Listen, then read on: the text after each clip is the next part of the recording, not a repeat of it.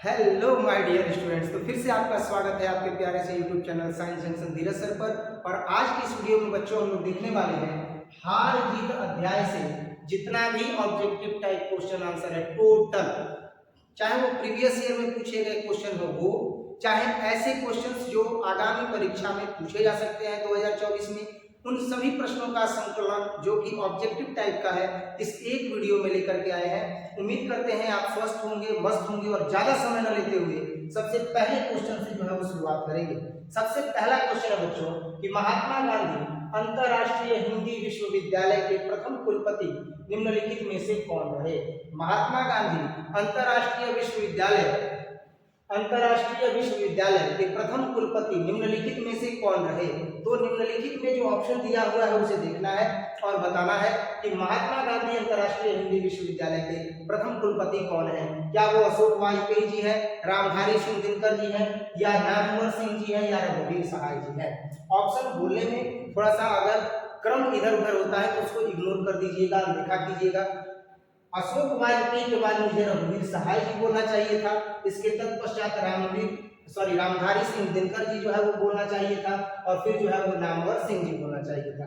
तो यहाँ पर जो करेक्ट आंसर होगा कि महात्मा गांधी अंतरराष्ट्रीय विश्वविद्यालय के प्रथम जो कुलपति रहे हैं वो अशोक वाजपेयी जी रहे हैं। यही इसका करेक्ट आंसर हो जाएगा बच्चों। नेक्स्ट जो है वो हम देखेंगे दूसरा प्रश्न है कि साम्यवादी किससे लड़ रहा है। 2023 में यह पूछा गया प्रश्न है कि जो साम्यवादी है वह किससे लड़ रहा है। तो जो साम्यवादी है वह पूंजीवादी लोगों से लड़ रहा है। किससे लड़ रहा है? पूंजीवादी लोगों से लड़ रहा है। इस कविता के अनुसार जो साम्यवादी लोग हैं वह पूंजीवादी लोगों से लड़ रहे हैं। ऑप्शन ए इसका करेक्ट आंसर हो जाएगा। नेक्स्ट हम देखेंगे तीसरा प्रश्न, अशोक वाजपेयी ने राज्य की सेवा किस रूप में की है। अशोक वाजपेयी ने राज्य की सेवा जो है वह भारतीय प्रशासनिक सेवा में ज्वाइन करके और तब जो है वो सेवा की है। अर्थात इन्होंने नौकरी जो है वो भारतीय प्रशासनिक सेवा इंडियन एडमिनिस्ट्रेटिव सर्विस IAS के रूप में जो है ये अपना सेवा प्रदान किए हैं। नेक्स्ट जो है वो देखेंगे 3 के बाद क्वेश्चन नंबर 4, अशोक वाजपेयी ने राज्य की सेवा किस रूप में की है। तो एक ही प्रश्न जो है वो 2 बार हो गया है कि अशोक वाजपेयी ने जो है वो राज्य की सेवा किस रूप में की है ना। तो ये जो है वो ऑप्शन गलत है, साथ ही साथ इसका जवाब हम लोग दे चुके हैं। नेक्स्ट जो प्रश्न है वो है कि किसकी विजय हुई सेना की नागरिकों की पंक्ति किस पाठ से ली गई है। तो यह जो पंक्ति है वह हार जीत अध्याय से ली गई है। ऑप्शन ए इसका करेक्ट आंसर हो जाएगा। नेक्स्ट हम देखेंगे 5 नंबर के बाद 6 नंबर क्वेश्चन बच्चों, और 6 नंबर है कि कहीं नहीं वहीं, क्या हो जाएगा? कहीं नहीं वहीं कविता संग्रह किसके द्वारा रचित है। 2023 में पूछा गया प्रश्न है कि कहीं नहीं वहीं कविता संग्रह किसके द्वारा रचित है। क्या यह भूषण जी द्वारा रचित है, क्या वह जयशंकर प्रसाद जी द्वारा रचित है, क्या यह जो कविता है रघुवीर सहाय जी द्वारा रचित है, या अशोक वाजपेयी जी के द्वारा रचित है। तो यह जो कविता है वह अशोक वाजपेयी जी के द्वारा रचित है। 6 नंबर के बाद हम देखेंगे बच्चों 7 नंबर क्वेश्चन, और 7 नंबर क्वेश्चन है कि अशोक वाजपेयी ने कौन सी कविता लिखी है। तो अशोक वाजपेयी जी ने हार जीत कविता लिखी है। ऑप्शन बी जो है इसका करेक्ट आंसर हो जाएगा। 7 नंबर के बाद हम देखेंगे 8 नंबर क्वेश्चन, और 8वां प्रश्न आपके समक्ष है कि अशोक वाजपेयी की मां का नाम क्या था। अशोक वाजपेयी जी की मां का नाम क्या था। तो अशोक वाजपेयी जी की मां का नाम निर्मला देवी था। ऑप्शन सी जो है इसका करेक्ट आंसर हो जाएगा। नेक्स्ट 9 नंबर क्वेश्चन हम देखेंगे बच्चों, और 9 नंबर जो प्रश्न है वो है कि अशोक वाजपेयी का जन्म कहाँ हुआ था। अशोक वाजपेयी जी का जो जन्म है वो कहाँ हुआ था। तो अशोक वाजपेयी जी का जन्म दुर्ग छत्तीसगढ़ में हुआ था। ऑप्शन बी इसका करेक्ट आंसर हो जाएगा। नेक्स्ट 9 नंबर के बाद अब हम देखेंगे 10वां प्रश्न बच्चों, जो कि 2019 में पूछा गया है। हार जीत कविता वाजपेयी के लिए कविता संकलन से ली गई है। तो हार जीत जो कविता है वह वाजपेयी जी की कविता है, और यह किस संकलन से ली गई है। तो हार जीत जो कविता है वह कहीं नहीं वहीं से जो है वह ली गई है। अर्थात ऑप्शन ए जो है इसका क्या हो जाएगा? करेक्ट आंसर हो जाएगा। 10 नंबर के बाद अब हम देखेंगे 11 नंबर प्रश्न, अशोक वाजपेयी ने किस विश्वविद्यालय से BA किया है। अशोक वाजपेयी ने किस विश्वविद्यालय से BA किया है। तो उन्होंने सागर विश्वविद्यालय से BA किया है। नेक्स्ट अब हम देखेंगे 12वां प्रश्न, 12 नंबर प्रश्न देखेंगे बच्चों, और 12 नंबर प्रश्न है आपके समक्ष कि अशोक वाजपेयी ने किस अशोक वाजपेयी ने किस कॉलेज से एमए किया है। अशोक वाजपेयी ने किस कॉलेज से एमए किया है? तो अशोक वाजपेयी जी ने सेंट स्टीफेंस कॉलेज दिल्ली से जो है वो एमए किया है। ऑप्शन बी इसका करेक्ट आंसर हो जाएगा। 12 नंबर के बाद अब हम देखेंगे 13वां प्रश्न, और 13वां प्रश्न है कि हार जीत शीर्षक कविता किस प्रकार की रचना है। ये 2022 और 2023 में पूछा गया प्रश्न है कि हार जीत जो कविता है वह किस प्रकार की कविता है। क्या यह गद्य कविता है, क्या यह वर्ष गीत है, क्या यह शोक गीत है, क्या यह पद गीत है? तो 13 नंबर का जो जवाब हो जाएगा वो होगा गद्य कविता। जो हार जीत कविता है यह कैसी कविता है? तो यह एक गद्य कविता है। जैसे गद्य हम लोग पढ़ते हैं कहानी स्वरूप में, वैसे ही हार जीत कविता भी जो है वो गद्य कविता के रूप में लिखी गई है, गद्य के रूप में लिखी गई है। इसी वजह से इसे गद्य कविता कहते हैं, क्योंकि इसे गाया नहीं जा सकता है, इसका कोई सुर जो है वो नहीं बैठाया जा सकता है। कविताओं को प्रायः जो है वो गाया जा सकता है, लेकिन हार जीत कविता को नहीं गाया जा सकता है क्योंकि यह गद्य रूप में लिखी हुई है। इसी वजह से हार जीत कविता को क्या कहा जाता है? गद्य कविता कहा जाता है। 13 नंबर के बाद अब हम देखेंगे 14 नंबर प्रश्न। 14 नंबर प्रश्न है कि अशोक वाजपेयी किस विश्वविद्यालय के कुलपति रह चुके हैं। अशोक वाजपेयी किस विश्वविद्यालय के कुलपति रह चुके हैं बच्चों? तो इसका करेक्ट आंसर होगा कि महात्मा गांधी अंतरराष्ट्रीय हिंदी विश्वविद्यालय में वो क्या रह चुके हैं? तो कुलपति भी रह चुके हैं। कौन रह चुके हैं? अशोक वाजपेयी जी रह चुके हैं। 14 नंबर के बाद अब हम देखेंगे 15 नंबर प्रश्न, और 15 नंबर प्रश्न है बच्चों कि हार जीत कविता में उत्सव कौन मना रहे हैं। हार जीत कविता में उत्सव कौन मना रहे हैं? तो हार जीत कविता में जो उत्सव है वो कौन लोग मना रहे हैं? तो हार जीत कविता में क्या आम जनता जो है वो उत्सव मना रही है, क्या विपक्षी दल जो है वो उत्सव मना रहे हैं, या शासक दल जो है वो उत्सव मना रहे हैं? तो हार जीत कविता में जो शासक दल है वो उत्सव मना रहे हैं। ऑप्शन सी इसका करेक्ट आंसर हो जाएगा। 15 नंबर के बाद अब हम देखेंगे 16वां प्रश्न, और 16वां प्रश्न है कि हार जीत कैसी कविता है। 2020 में यह पूछा गया प्रश्न है कि हार जीत कैसी कविता है। तो हार जीत जो कविता है वह एक गद्य कविता है। ऑप्शन बी जो है इसका करेक्ट आंसर हो जाएगा। अभी कुछ देर पहले बता रहे थे कि हार जीत जो कविता है वो गद्य कविता क्यों है। 16 नंबर के बाद अब हम देखेंगे 17 नंबर प्रश्न। हार जीत कविता में किसका प्रश्न उठाया गया है। हार जीत कविता में किसका प्रश्न उठाया गया है? तो हार जीत कविता में हार का प्रश्न उठाया गया है। ऑप्शन बी इसका करेक्ट आंसर हो जाएगा। 17 नंबर के बाद अब हम देखेंगे 18 नंबर प्रश्न। अशोक वाजपेयी जी ने कहाँ रह करके स्वतंत्र लेखन किया था। अशोक वाजपेयी जी ने कहाँ रह करके स्वतंत्र लेखन किया था। 18 नंबर ये प्रश्न है। क्या वो बंगाल में रह करके और स्वतंत्र लेखन किए थे? क्या वो हरियाणा में रह करके स्वतंत्र लेखन किए थे? बिहार में रह करके किए थे या दिल्ली में? तो अशोक वाजपेयी जी ने दिल्ली में रह करके स्वतंत्र लेखन किया था, किसी के दबाव में लेखनी नहीं की थी। स्वतंत्र और स्वतंत्र विचारों से जो है इन्होंने लेखनी को संपन्न किया था दिल्ली में रह करके। ऑप्शन बी इसका करेक्ट आंसर हो जाएगा। 18 नंबर के बाद अब हम देखेंगे 19 नंबर प्रश्न।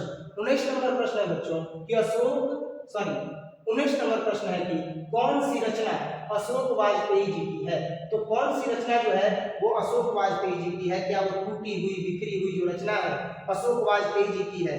क्या जो अशोक वाजपेयी जी हैं उन्होंने मुकुल लिखा है? क्या उन्होंने उम्मीद का दूसरा नाम या त्रिधारा लिखा है? तो अशोक वाजपेयी जी ने जो है वो लिखा है क्या? उम्मीद का दूसरा नाम। ऑप्शन बी इसका करेक्ट आंसर हो जाएगा। क्या सही होगा?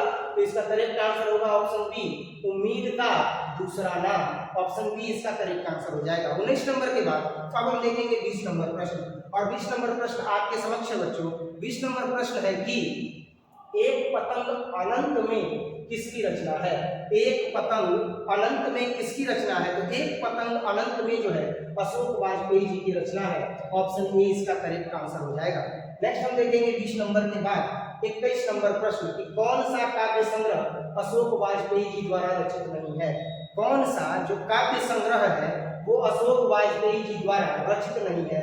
अगर इतने में हो गंगा तट हो, या शहर अवधि संभावना है, समय के पास समय, इनमें से कौन सी जो रचना है वो अशोक वाजपेयी जी द्वारा रचित नहीं है? तो अशोक वाजपेयी जी की जो रचना है, अगर इतने में ये भी है, समय के पास समय ये भी है, शहर अवधि संभावना है, तो इनकी रचना कौन सी नहीं है? गंगा तट। ऑप्शन सी इसका करेक्ट आंसर हो जाएगा।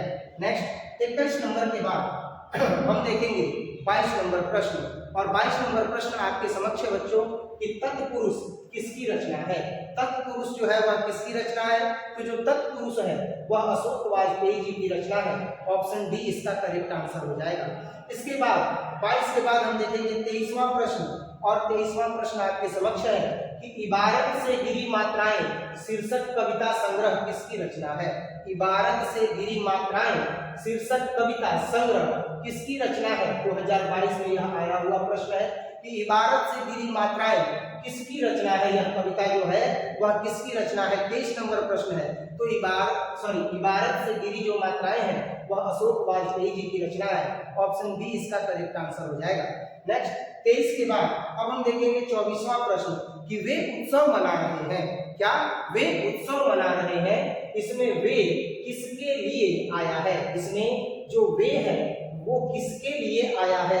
क्या किसान के लिए आया है, मजदूर के लिए आया है, घर के सदस्य के लिए आया है, या नागरिक के लिए आया है? तो वे जो आया है वो नागरिक के लिए आया है, क्योंकि नागरिक जो है वो उत्सव मना रहे हैं, पर उत्सव वास्तव में नागरिक मना रहे हैं, पर खुश कौन है? खुश जो है वो शासक वर्ग है। कौन है? शासक वर्ग। 24 नंबर के बाद अब हम देखेंगे 25 नंबर प्रश्न, मशक वाला क्या कर रहा है? 2020 और 2022 में पूछा गया प्रश्न है कि मशक वाला क्या कर रहा है? सड़क खींच रहा है, रोशनी कर रहा है, पानी भर रहा है, या गीत गा रहा है? तो मशक वाला जो है वो क्या कर रहा है? तो मशक वाला जो है सड़क सींच रहा है। क्या कर रहा है? सड़क सींच रहा है। सड़क पर जो है वह पानी डाल रहा है। मशक वाला जो है वह सड़क सींच रहा है। ऑप्शन ए करेक्ट आंसर हो जाएगा। अशोक वाजपेयी जी का जन्म कब हुआ था? 2020 और 2022 में यह पूछा गया प्रश्न है कि अशोक वाजपेयी जी का जन्म कब हुआ था? तो अशोक वाजपेयी जी का जो जन्म है 1941 ईस्वी को हुआ था, अर्थात 16 जनवरी 1941 को जो है ये करेक्ट आंसर हो जाएगा कि 16 जनवरी 1941 को अशोक वाजपेयी जी का जन्म हुआ था। कब हुआ था? 16 जनवरी 1941 को अशोक वाजपेयी जी का जन्म हुआ था। 26 नंबर के बाद अब हम देखेंगे 27वां प्रश्न। कौन सा प्रश्न देखेंगे? 27वां प्रश्न देखेंगे बच्चों कि अशोक वाजपेयी के पिता का नाम क्या था? अशोक वाजपेयी के पिता का क्या नाम था? तो अशोक वाजपेयी के पिता का नाम जो है वो परमानंद वाजपेयी था। ऑप्शन बी इसका करेक्ट आंसर हो जाएगा। क्या था? अशोक वाजपेयी जी के पिता का नाम परमानंद वाजपेयी था। ऑप्शन बी इसका करेक्ट आंसर हो जाएगा। 27 नंबर के बाद अब हम देखेंगे 28 नंबर प्रश्न, कौन सी कीर्ति अशोक वाजपेयी जी की नहीं है? कौन सी जो कीर्ति है वो अशोक वाजपेयी जी की नहीं है? तो अशोक वाजपेयी जी की जो कीर्ति है वो कौन सी है जो नहीं है?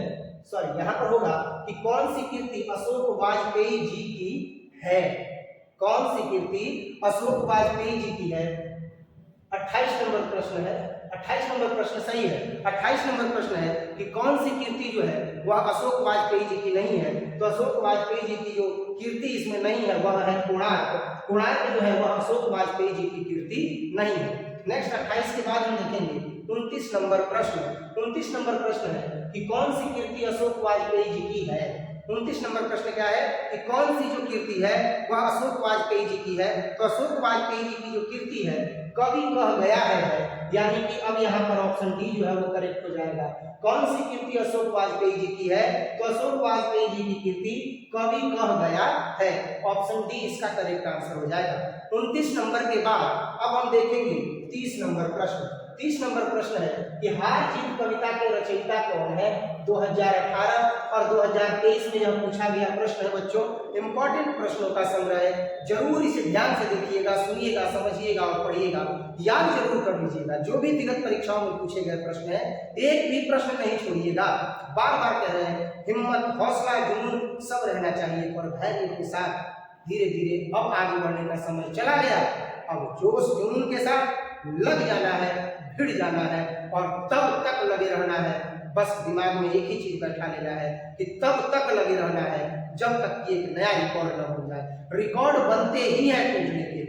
अब तक का रिकॉर्ड 88% है। सब यहाँ पर क्लियर है, ये साफ साफ सबको पता है कि 88% सबसे ज्यादा रिजल्ट है। अब की बार 88% के सीधा पार जाना चाहिए, 89 या 90% तक जो है वो रिजल्ट जाना चाहिए और मेहनत करना है।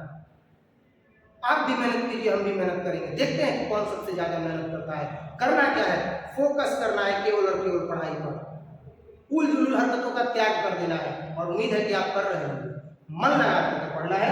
तो हार जीत कविता के रचयिता हैं। कौन है हार जीत कविता के रचयिता? तो हार जीत कविता के जो रचयिता है वो अशोक वाजपेयी जी हैं। ऑप्शन ए जो है इसका करेक्ट आंसर हो जाएगा। 30 नंबर के बाद हम देखेंगे 31 नंबर प्रश्न। 31 नंबर प्रश्न है कि अशोक वाजपेयी ने किस पत्रिका का संपादन किया है? अशोक वाजपेयी ने किस पत्रिका का संपादन किया है? तो अशोक वाजपेयी ने पूर्व ग्रह पत्रिका का जो है वह संपादन किया है। ऑप्शन डी इसका करेक्ट आंसर हो जाएगा। नेक्स्ट 32 नंबर हम प्रश्न देखेंगे बच्चों, और 32 नंबर प्रश्न है कि घास में डूबता आकाश किसकी कीर्ति है? 2021 में यह पूछा गया प्रश्न है कि घास में दुबका आकाश किसकी कीर्ति है? तो घास में दुबका आकाश जो कीर्ति है वो अशोक वाजपेयी जी की है। ऑप्शन डी इसका करेक्ट आंसर हो जाएगा। नेक्स्ट 32 नंबर के बाद हम देखेंगे 33 नंबर प्रश्न, और 33 नंबर प्रश्न है कि अशोक वाजपेयी किस काल के कवि है? ये 2022 में जो है वह पूछा गया प्रश्न है कि अशोक वाजपेयी किस काल के कवि है? अशोक वाजपेयी आधुनिक काल के कवि है। ऑप्शन डी जो है करेक्ट आंसर हो जाएगा। अब देखेंगे 34वां प्रश्न। टोटल जो प्रश्नों की संख्या है बच्चों वो 33 ही है, अर्थात 33 है। यानी हार जीत अध्याय में जितने भी महत्वपूर्ण प्रश्नों का संग्रह था जो कि आगामी परीक्षा में पूछे जा सकते हैं प्रश्न, ऐसे प्रश्नों का संग्रह था, विगत परीक्षाओं में पूछे गए प्रश्नों का संग्रह था, उन सभी महत्वपूर्ण प्रश्नों की संख्या केवल और केवल 33 है। उम्मीद करते हैं कि आपको ये प्रश्न और साथ ही साथ इन प्रश्नों का संग्रह बहुत अच्छे से समझ में आया होगा और ये महसूस जरूर हो रहा होगा कि आगामी परीक्षा में अगर इस 33 क्वेश्चंस को हम लोगों ने तैयार कर लिया जो धीरज सर ने बताया है तो निश्चित तौर पर बहुत ही बढ़िया अंक आप प्राप्त कीजिएगा। और ये सच्चाई है, आप बहुत बेहतरीन अंक प्राप्त कीजिएगा। जिस तरीके से आप पढ़ रहे हैं यही तरीका अगर आपने पहले अपना लिया होता तो आपका पोजीशन जो है वो हो सकता था कि बिहार में भी हो, लेकिन देर आए दुरुस्त आए। आप मेहनत करते रहिए, आगे बढ़ते रहिए और इन 33 प्रश्नों को जरूर जो है वो अपने महत्वपूर्ण प्रश्नों की श्रेणी में रखिएगा और खूब मन लगा करके पढ़िएगा। साथ ही साथ सेहत का भी ध्यान रखिएगा, स्वस्थ रहिएगा, मस्त रहिएगा। अरे पेट में रही बूंदी तो अभी तक कलम कूदी, ये ध्यान रहना है, ये ध्यान रहना है अपने मन में जो है वो ध्यान रखना है कि पेट में रही कूदी तबे कलम कूदी। जब कलम कुदावे के बाद स्वस्थ रहना सबसे ज्यादा जरूरी बा। यही से कहल जाला कि जब देर आइल बड़ा तो दुरुस्त आओ और खूब मस्त आओ। बाकी मिलते हैं इसी तरह के टॉपिक के साथ, नए नए टॉपिक को लेकर के आएंगे। आपका और हमारा साथ इस वीडियो के अंत तक ही नहीं, आगामी परीक्षा तक जो है वो बना रहे, बल्कि उसके आगे भी बना रहे, इसकी भरपूर कोशिश करेंगे। और हम लोग यूं ही जो है ये सिलसिला पढ़ने का और पढ़ाने का जारी रखेंगे जब तक सांस रहेगी, जब तक जान में जान रहेगा तब तक ये सिलसिला चलता रहेगा। और मृत्यु ही है जो आपका और हमारा साथ जो है वह तोड़ सकती है। तो उम्मीद करते हैं कि आपका और हमारा साथ जो है वो एग्जामिनेशन तक जो है वो जरूर बना रहेगा और ऐसे ही बेस्ट कंटेंट को हम आपके लिए लाते रहेंगे और आप खूब मन लगा करके पढ़िए और खूब बेहतरीन अंक अर्जित कीजिए। मिलते हैं अगले वीडियो में, तब तक के लिए जय हिंद।